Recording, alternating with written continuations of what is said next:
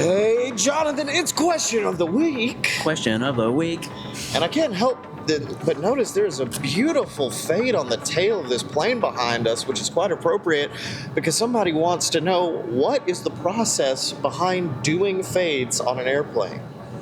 I want to know that too.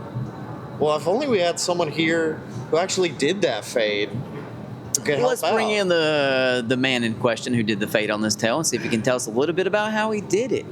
Pretty much it's all about how you make your color, technique, and the big thing is trigger control.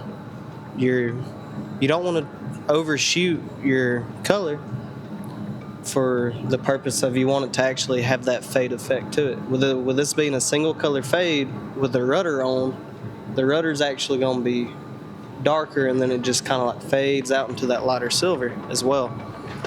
But yeah, that's pretty much all I can tell you. It's just technique, practice.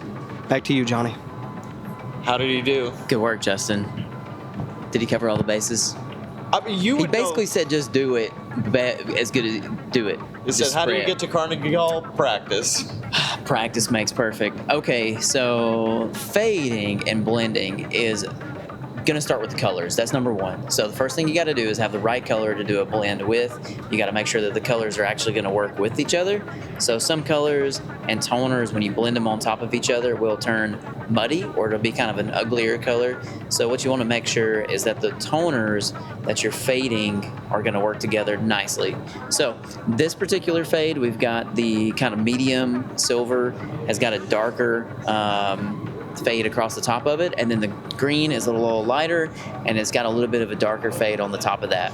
So essentially what we've done on this is we laid our graphic out to where you've got basically the graphic across the whole stabilizer, and then what we're going to do is with the rudder in place start to apply paint on the back of that rudder and just dust in a little bit of paint.